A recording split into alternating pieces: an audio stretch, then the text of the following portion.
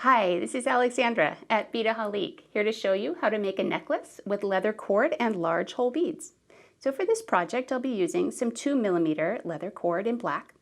I've got some European style large hole beads in this faceted glass, some 8mm Stardust sparkle beads in Hematite, a TierraCast Celtic knot pendant, this Bead style European large hole bead, comes with its own jump ring, and then for findings I've got some 3mm cord ends, 4mm crimp covers, I've got 6mm jump rings, and a 12mm lobster clasp. For tools I'll be using some round nose pliers, chain nose pliers, flush cutters, and also a fold-over crimping plier. So to begin, the first thing I'm going to do is attach my Celtic knot pendant to this Bead bead.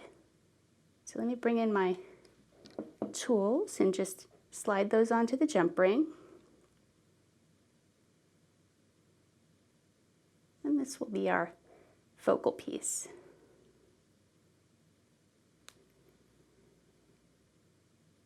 And I liked how this Bead has a Celtic knot pattern that goes well with the theme of the pendant.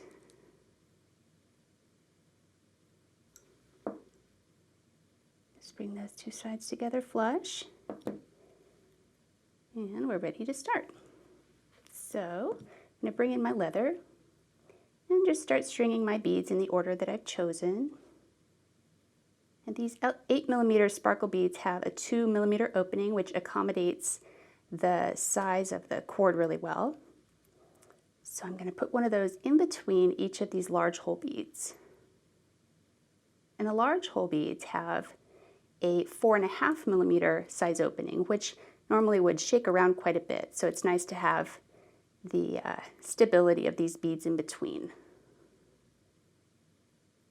And I'm going to work that tip around in my finger just to get it a little bit tighter to go through the holes of the beads. And continue alternating. Once I get to the center point here, I'm going to add on my bail with the loop, and then work in the reverse.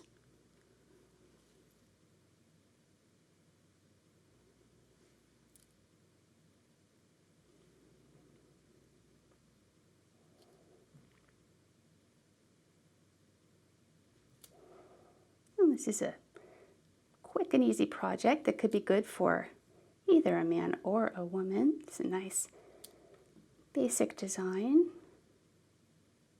Alright, so I've got my beads on there, and I have a yard of leather here, which is more than I'll need. Of course, you can decide your desired length. But I'm going to bring that about to the center of my cord. And in order to stabilize my beads and keep them from moving, what I'm going to do is bring in a crimp cover, and I'm going to slide that onto my leather. And this crimp cover is a gunmetal fluted design that I liked, how it sort of blended with the colors of the metals. I'm just going to take and with my flat plier, squeeze down, and it's just going to bite down on that leather and keep our beads in place. So that's on one side. Do the same thing on the other side.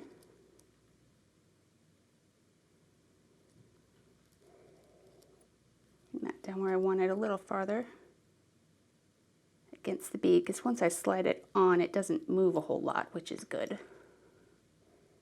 And then I'll close it up, coming at it from a couple different angles to get that circular shape to maintain itself. There we go. So now we've got our centerpiece, and I need to decide what size we want to make this. So I'm going to bring my ruler in, and I'm going to go for about a 22-inch necklace. So bringing the bail to the middle, I'm going to count about 10.5 inches up. I need to consider the length of my clasp, and the cord ends are going to add about an inch of length. So to play it safe, I'll cut it at 11. It's going to give me a little more length. I'll clip that.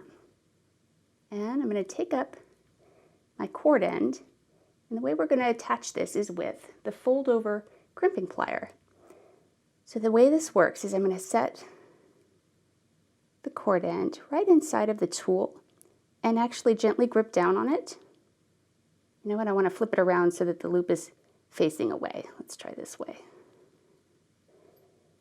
So let's set that in, get a hold on it, and then I'm going to slide the end of the cord right in while I'm holding on to the cord end, and that's going to let me check where I'm at on the other side and get the leather where it's just underneath the loop, and I'm going to give that a squeeze.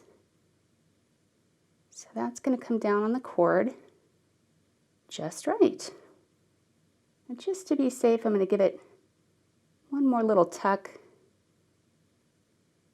but I think that worked really well.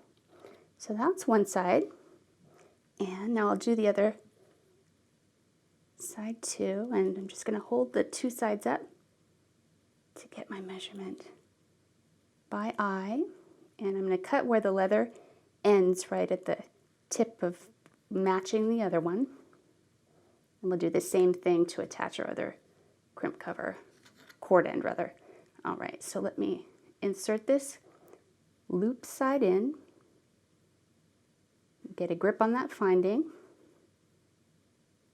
I'm going to tuck my leather in through the opening, just to the point where it comes below the loop on the opposite side. Give that a squeeze. And there we have it. Okay, so now bring in my pliers and open up my 6mm jump rings. These are 20 gauge, so they're nice and strong.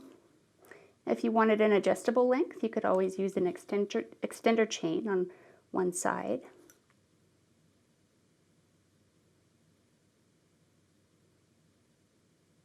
That's where the clasp will hook onto, and now I need to attach my clasp.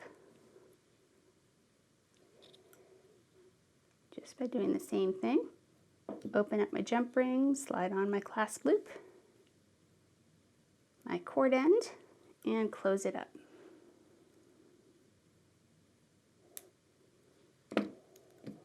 And there we have a finished necklace. Great for a guy or a girl. I hope you enjoyed this video. All these tools and supplies are available at Beadaholique.com. Please also subscribe to our YouTube channel for all the latest updates. Thanks for watching.